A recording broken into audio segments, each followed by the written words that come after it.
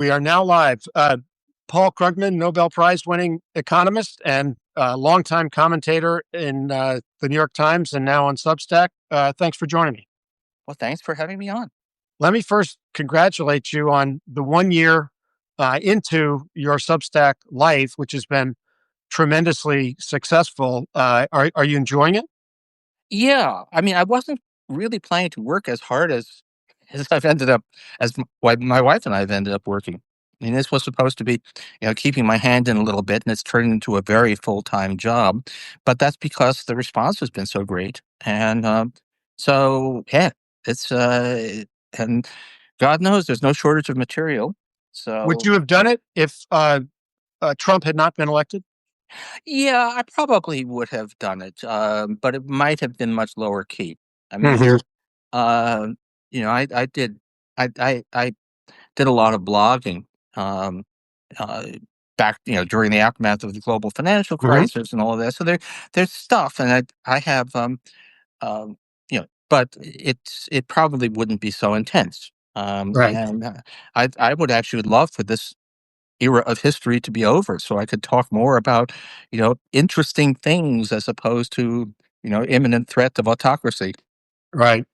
Um, I have to start with a confession. When you started writing your column for the New York Times, I uh, have always thought of myself as kind of a moderate person, centrist person, and I used Yeah. to think that you were pretty far out there. But as the years have gone on, it has seemed to me more and more evident that on most things you've been more right than most other people. And I wonder. Sometimes I think about the kind of intellectual collapse of the Republican Party as a reason for why people on the left look more normal and reasonable than what some people once might have thought. But have you had many people have that reaction to you? Yeah, I mean, important to, I think, for people to understand that I am not what we would once have called a leftist, right? Hmm. I mean, I like markets. I don't have a moral objection to capitalism. I'm willing to compromise. I would go. Um, I would prefer a single payer healthcare system, but if Obamacare is what we can get, then I'll go for it. So a lot of it really what people really mean by this is how upset, how worried were you about the direction that the Republican Party was taking? And it was obvious to me, even in 2000, Hmm. that we were seeing a movement into a very dark place, and that has turned out to be right. And so a lot of people who are now, look, I mean, um, a lot of people, the neocons, people who were very instrumental in the war in Iraq, where I really stuck out my neck in opposing that, but they've also turned out to be they at least they believed in this stuff, and they've become very, very serious anti-Trumpers. So it's really more a question not of what your ideal society looks like. We can talk about that later. First, let's save democracy. Right. Well, let me start with your assessment of the economy. It seems to me clearly somewhat worse than it was a year ago, but how much worse? Yeah, and it is. To use the technical term, it's kind of weird. I mean, this is history. You wish that history would just do one thing at a time. And instead, what we've gotten is, on the one hand, a total radical change in U.S. Trade policy, tariffs to levels we haven't seen in 90 years, which would be one thing and is definitely a problem. And the other hand, we have this monstrous boom in artificial intelligence and its spending on data centers, which is kind of pulling one thing pulling the economy up, one thing pulling it down, and the combination of those things has led to an economy which, if you look at the top line numbers, doesn't look that bad. Inflation is a little bit elevated, unemployment is a little bit elevated, but nothing that would have you saying, "Oh, crisis." But then, if you start to look underneath, it um, it feels pretty bad. It's these frozen labor markets. No mass layoffs, at least not in the data yet, but very little hiring. And so, if you got your job, you're probably okay. But if you don't, for whatever reason, you're young or you got laid off for some reason, it's really, really hard to find a new job. So that's probably the thing that is worst. And then prices are, inflation was on a steady sort of downward trend, and now it's picked up again, and that's all tariffs. So this is, and there's a lot of feeling, that we're waiting for another shoe to drop. I mean, if you're, uh, those of us who remember the '90s, I've got a really bad feeling about this whole AI thing. The A couple of months ago, Mark Zandi, the Moody's economist, Yeah. told me that we were uh, standing on the edge of recession. Was that true a couple of months ago? Is it true now? Um, that's a really hard. Uh, Maybe. I mean, we would be in recession. I think we can fairly confidently say that we would be in recession if it wasn't for the AI boom. If we weren't building all these data centers, the U.S. economy would be in recession right now. It wouldn't necessarily be a severe recession, but it would be a recession. So we're kind of on the edge. But this enormous. I mean, we really are talking about. It appears that this boom, the current tech boom, is bigger than the dot-com telecom boom of the late '90s, bigger as a share of the economy. So that keeps us, head above water for the time being. But all it takes is, in a way, a Wile E. Coyote. We talk, a Wile E. Coyote moment where laws of cartoon physics. When you look down and realize that there's nothing supporting you, that's when you fall. And a Wile E. Coyote moment on the tech sector, where it is really, really hard to come up with any way that these companies can make back the money they're spending. Uh, that will push us into recession. Given the fact that some of the tariffs have come down, there doesn't seem to be as much day to day or week to week or month to month fluctuation in them, and Yeah. that there have been huge loopholes in the tariffs that take the effective tariff rate lower than it is nominally. Does that tell you that the threat of what tariffs could do to the economy has now been kind of settled down and contained?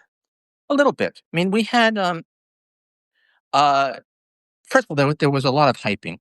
I think I'm on record as saying that people were overhyping what tariffs would do. It was more the uncertainty than anything else. Economists believe in free trade, and so we tend to hype the dangers of protectionism, which are real but not at that big. And look, they we're trying to really peer through the fog here, but given the actual effective tariffs given that there've been a lot of ways that people are able to avoid paying these tariffs. So instead of a 15-point rise in tariff rates, we probably have something more like a 10-point rise or less, which you would expect to raise prices in the end by maybe 1%. And the best estimates I've seen say that what we've actually seen is around two-thirds of that so far. So most of the impact on price is probably already through. And so if tariffs stabilize at current levels, then we will be a little bit poorer as a result, and life will be a little bit worse, but it won't be catastrophic. We had high tariffs in the 1920s and also a booming economy, so that you don't want to overstate what that does. Um, I want to ask you about a different threat from the Trump administration and how you quantify it if you can. I remember a few years ago, Alan Greenspan said free market economies depend on the rule of law. Yeah. Trump has been taking a sledgehammer to the rule of law. Um, is that something that has an immediate impact, a long term impact? How do you assess it? Oh, definitely. It's termites, not a hurricane, right? It slowly undermines our economic prospects. People are not, um, we're still getting a fair bit of investment in the United States, quite a lot, but there's going to be some caution. I mean, if you don't know whether ICE is suddenly going to descend on your Korean factory and arrest the visiting executives, you know, and people, America. we built our world leadership a lot on having the best and brightest from all around the world come to America. Now we're in a world where not only is that a dubious proposition, but I know European actually people go back and forth between Europe and the United States quite a lot, and they travel with burner phones. They don't want they don't want the mobile phone that has the text they send to their friends back in Belgium. Um, where ICE can seize, where CBP can seize it. So, that has got to erode America's global position. I would think it would also be corrosive, the uh, loss loss of trust in a couple of ways. One, by other countries in their relations, in their economic relations with us. The other is by domestic and international businesses um, losing trust in American government assessments, in American government data. We saw the BLS head fired after a bad jobs report. How do you assess that impact? That's gonna What's happening right now is mostly that we're just losing data. We're getting less and less data. Now, to actually fake the numbers is harder. I think probably harder than Trump people realize. To actually, cook the books at the BLS would it be a really big effort, involve hundreds of people, and we would know about it. It would be So when we get new BLS numbers, you will be confident in them. I will for the time being. And, first hint that they really are cooking. Um, uh, we will. I will talk about it, as will lots of other people. But so far, it's more that stuff is disappearing. So, if we want to think about uh, uh, nutritional food adequacy in America, well, we're no longer producing those reports. If we have another pandemic, I will not at all trust the numbers coming out from the CDC about the effect. So it's so far, it takes a while. It takes much more, especially just because the U.S. statistical agencies are so good. They have such a really terrific track record and such a good system that mucking it with it is hard and will be dead obvious if they try to do it. Let me ask you about some of the people running economic policy for Donald Trump. You wrote today about Kevin Hassett, um, Yeah. who has made a series of just crazy claims about prices coming down, about uh, Joe Biden being responsible for every ailment in the economy.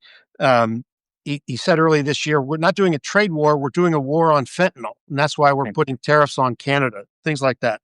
Yeah. Um, when we had stress in the regional banking system a couple of months ago, he said, yeah, that's because Joe Biden was asleep on banking regulation. Um, how do you assess what he's doing and why he's doing it? I mean, he's in some sense a peer of yours.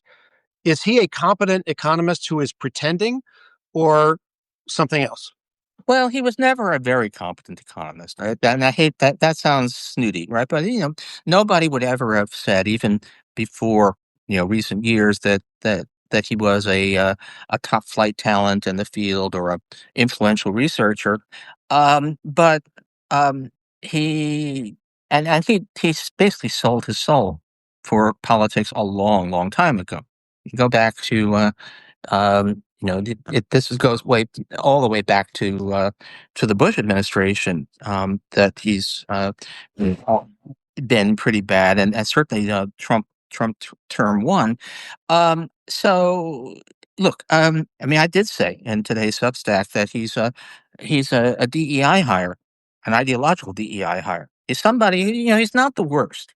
I have to say, among the people whose names have been floated for Fed chair, in some ways, he's not the worst of that batch, and not as nearly as bad as some of the other people that Trump has surrounded himself with. But he would not. There's no way that he would be in this position if he weren't just reliably a reliable sycophant, basically. And uh, yeah. By the way, the tragedy. The economics as a profession has a fair number of reasonably conservative, competent people. They're fair, by the nature of it. There are a fair number of people who are basically favor smaller government, worry about the incentive effects of taxes and so on, who are also actually good economists. And many of them, I think, even a few years ago, imagined themselves having some role in setting economic policy in a Republican administration, but they're not wanted. Their competence itself is disqualifying because they might take a stand on principle. We can't have that. If Kevin indeed becomes Fed chair, as most people now expect, uh, it's been reported that Scott Bessent, in addition to being Treasury Secretary, will take his job at the same time as head of the National Economic Council. Uh, Bessent is also somebody who, though when he was hired, people thought he was going to be Yeah. a tempering force, an adult in the room. Has been saying all sorts of stuff about the Fed. He blamed cattle prices on immigrants bringing diseased cows into the United States. Yeah. What do you think he's all about? Well, I have to wonder why. I mean, he doesn't need this. I mean, he's rich beyond our wildest dreams. He has so I don't know, but Trump does have this way of sucking people into his alternative reality, and I don't know what, but it is a I do yeah I had good you know liberal Wall Street types, and they do exist, and who were very happy with Besson's appointment because they said they knew him, a good guy, sensible. He would be a restraint, and what exactly went on, I don't know, but it is kind of shocking. Let me ask you one technical thing related to Bessent. There have been a lot of talk about what the United States government did for the president of Argentina when he was in Yeah. political difficulty. And a news anchor recently questioned Bessent and asked about the bailout. And Bessent's response was, "Why do you say bailout? Do you even know what a currency swap is?" And then he said, he talked about how we've made money on this deal. How do you assess what they actually did and whether it's the kind of thing that might have posed risk, but in fact did not? Or do we not even know yet? Oh, we don't know yet. The United States has ended up, basically swapping dollars for pesos, and the peso hasn't collapsed yet. So far, it hasn't. So far we haven't lost money, but we certainly put a lot of taxpayers' money at risk, and I would say a lot of risk. I mean, the kind Millei's strategy in Argentina, which is the exchange rate based inflation stabilization, is a strategy that has failed often disastrously again and again in the many countries, and it's failed in Argentina itself multiple times. So I can't think that putting U.S. taxpayers' money on the line in defense of that strategy is a good bet, even if it has bought Malays in time. I wrote a piece today about a repeated pattern of Republicans offering doomsaying predictions about everything from Social Security when it was being proposed, Medicare, the Affordable Care Act, Dodd-Frank. It was going to be disastrous in many ways, job killing, all that sort of stuff. While at the same time, every time they cut taxes, they say, well, this is going to help everybody. And this is not going to increase the deficit because we're going to supercharge economic growth. Um, in one of your pieces recently, you noted a comment by Jared Bernstein where he said the Republican Party seems to have lost the ability to think about policy. Uh, how did that happen? Oh, look, it's a long-standing thing, by the way. This goes all the way back. I mean, in some ways, a lot of this was happening even, decades ago. But what's happened is that you have, well, look, compare think tanks. So, Jared used to be at Economic Policy Institute, which is, it's clearly left leaning. That's where they are, but they do scrupulously honest research, and the and versus Heritage Foundation, which is at this point entirely corrupted. It was never very good, but it's what's demanded. I mean, again, there are all of these. Who's Uh, doing the demanding? Well, it's the donors are demanding it, and now increasingly it's the Trump administration that's demanding it. But the kind of plutocratic money that finances this whole enterprise is, they don't want they don't want actual answers. They want propaganda, and they're, they're a lot of Washington has this kind of think tank universe, which provides a reserve army of experts for when your party comes into office.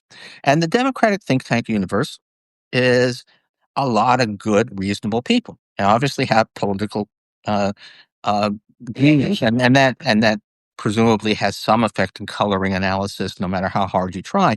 But they are people who actually know their stuff. Such people on the right, they exist, but they're not wanted. They're so you end up with, I mean, Hassett is actually way better than, Larry Kudlow, Well, or Kevin came out of the American Enterprise Institute. Do you still have confidence in the work that's done there? AEI is very mixed. There are still decent people at AEI. It's not like Heritage. It's not completely corrupt, but it's not entirely good either. And uh, and yeah, I mean, you see that the people who were not bad, who were at some of these conservative think tanks, have actually been bailing out. They've been leaving. So the result is there's no apparatus. I end up sounding like a functionary, but policy. Running America is complicated. There's a lot of intense detail. Try to talk about any substantive issue, and you quickly find yourself in an alphabet soup of agency names and laws and so on. And of course, it's not. This is technical stuff, and people who actually know their way through this and how things work and what the evidence shows have been pretty much drummed out of the entire Republican Party. So, I mean, I've been thinking a lot right now. We're having the imminent health insurance catastrophe. So how did the Republicans stumble into this, where millions of people are about to see their healthcare costs just skyrocket? And my main thought is, I don't think anyone was telling them. I don't think there was anyone in the Trump administration. I don't think there was anyone on the congressional staff alerting Republican leaders that, hey, you've got 24 million people who are about to find that they can't afford health insurance. They just sort of woke up about 6 weeks before catastrophe, and now they can't get their act together. Um, Speaking of people who have some degree of competence and are on the conservative side, when Ben Bernanke wrote a memoir after his service as Fed chair, he said um, that he had left the Republican Party because it had been taken over by know nothingism. Yeah, Um, uh, do you see it getting taken back by know somethingism? I see no hint of that. I mean, there's just nothing. It's certainly not Trump. Certainly not the people around Trump, and even on the congressional leadership. I mean, it's hard to think that. Uh, well, I almost feel nostalgic for the days when Mitch McConnell was running the congressional Republican wing, because McConnell is not stupid and not ignorant. Kind of evil, but not, But now, or the George W. Bush administration, That there were gets a lot of competent people in there. that gets to a question, which is at the moment, uh, Donald Trump's polls are way down, Yeah, and I think the level of panic you've seen in many quarters about the Trump administration, it's not gone, but it's diminished. People feel like the air's coming out of the balloon a little bit. Um, so I guess the question would be, to the extent that we can look beyond uh, this administration, um, how much can be repaired of what Trump has done and of the leadership of agencies by people who are in fact sycophants and not competent yeah. actors. Well, I mean,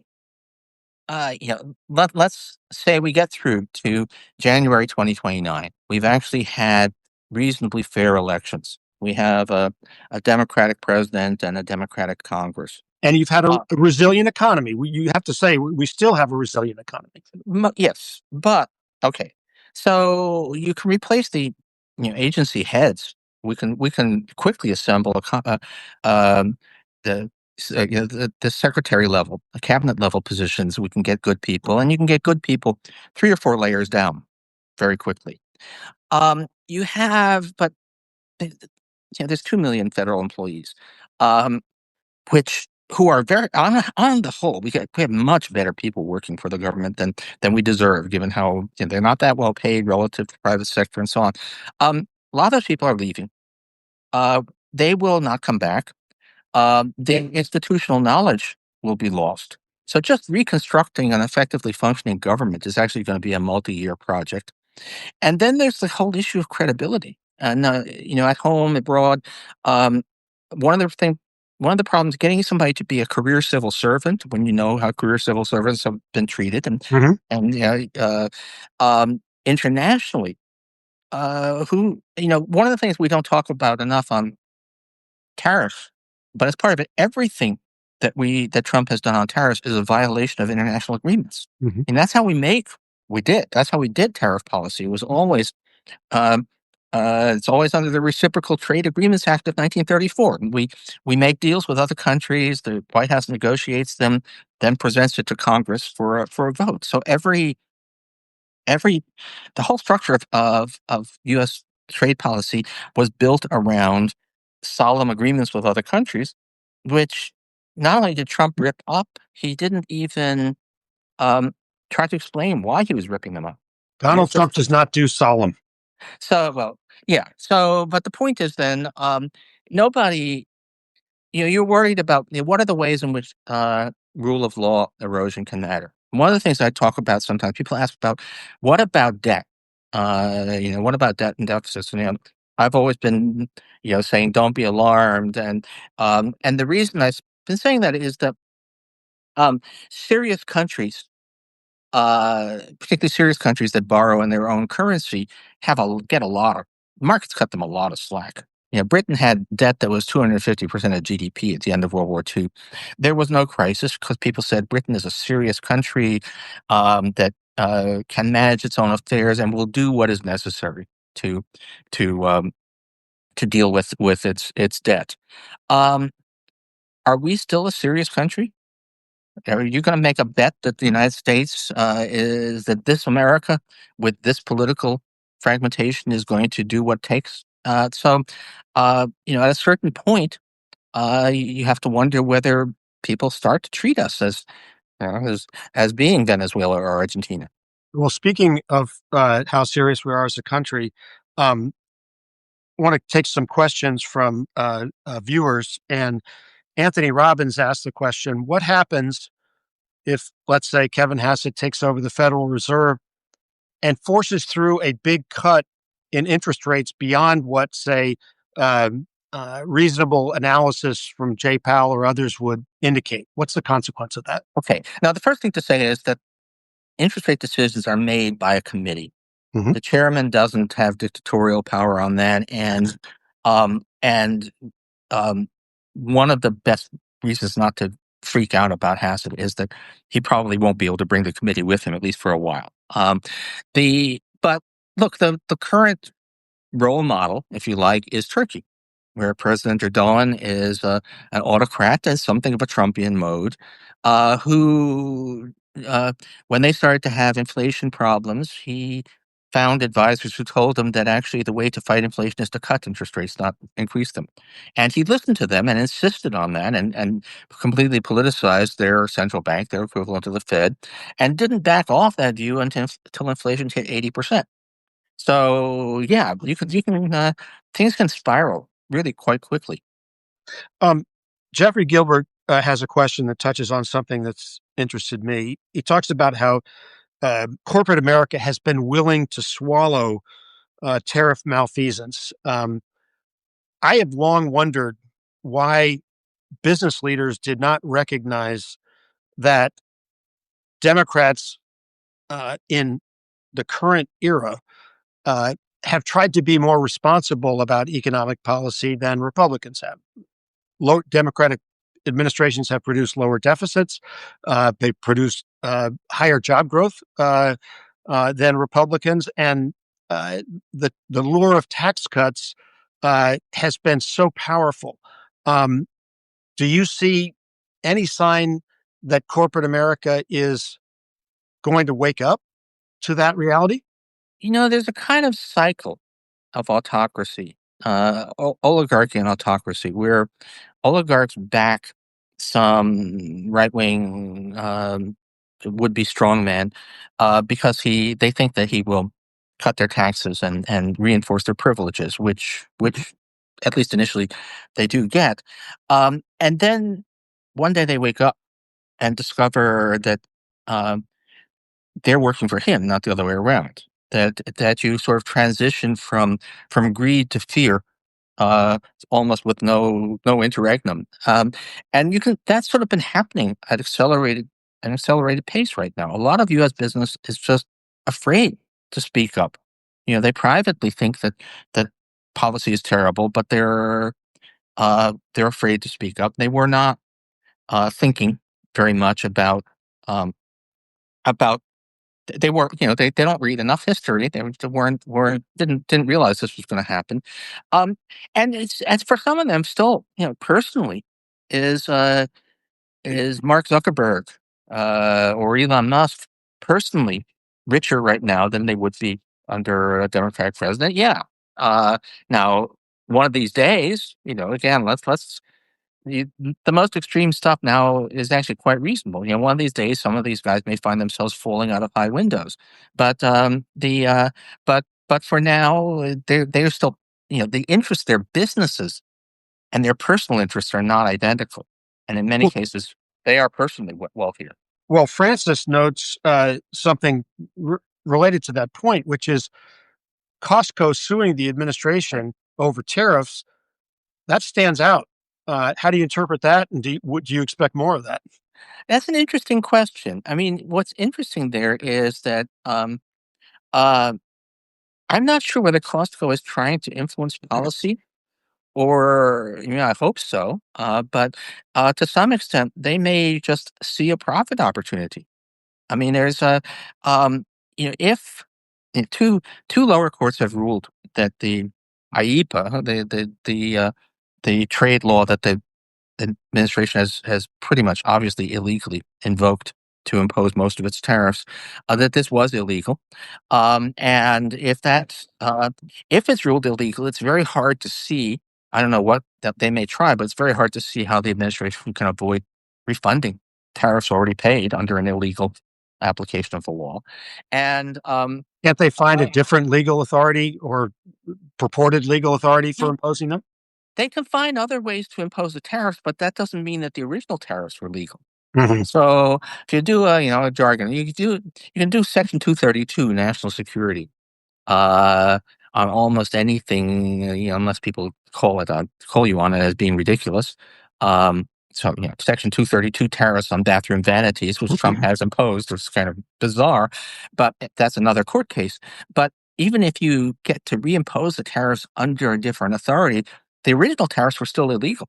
So, I mean, Pete, we do know there are Wall Street firms that have been buying up the rights to any potential tariff refunds, and so Costco maybe just be doing this, on its own instead of relying on what Cantor Fitzgerald, which is Howard Lutnick's old company, now his son's company, basically, um, is betting big on the tariffs being ruled illegal, and they've been buying up tariff refund rights. So I don't know whether Costco is acting in the public interest or just plain sees an opportunity to get itself a financial windfall. I'll take it either way.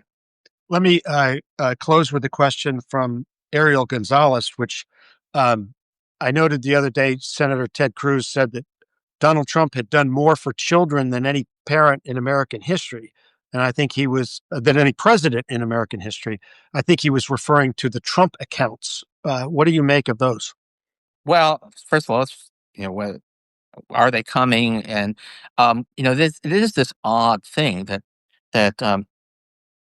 Trump is taking tariffs, which are raising a lot less revenue actually than expected because people have been so good at finding ways around them, um, and which in any case, are raising about 10% as much as the income tax and are closing only a small fraction of the budget deficit, and then saying now we have money to go and do a lot of handouts. It's so this is crazy. And you think the same uh, lack of action will follow these claims of a $2,000 tariff rebate or a $2,000 health savings account check or whatever? Wow. Yeah. I mean, we're going to take the same uh, pot of money and pretend that it's several times as big as it is, and then give it out many times over in different kinds of award. This is, um, they may do it, but it's wildly irresponsible. And if a Democrat did it, there'd be shrieks of uh, fiscally irresponsible socialism. Um, let me. I lied. I had one other question which I wanted to ask, which is William Pigman. We've talked about the importance of AI in the current economy. He asked, "Can we better uh, control or manage AI through the tax system? Is there some way the tax policy can uh, take AI in a responsible direction?" I'm not sure that I haven't really seen a tax related thing. I mean, the mostly a lot of this boom would not be happening if we were, or would be much more prudent if we required that these companies pay the full true cost of the electricity that they're burning. That just by itself is just a lot of it. And then, yeah, I mean, uh, uh, there's also oh, I can go on about AI, and in fact, you can listen to my conversation um, on Saturday with Paul Kudrowski, where we go on and on about it. But the one thing that strikes me is a lot of this AI boom is not it's not even exactly corporate. It really is a handful of individuals who decide to bet big on it. And there's a feeling that this is partly just monstrous egos. Uh, and monstrous egos have always been with us, but if those monstrous egos had a little bit less money because we had adequately progressive taxation, maybe this wouldn't be going so crazy. Amen. Paul Krugman, thanks so much for spending time with us. You've been very generous and fascinating discussion. Thanks for having me on. I hope people enjoyed it. All right. Bye bye.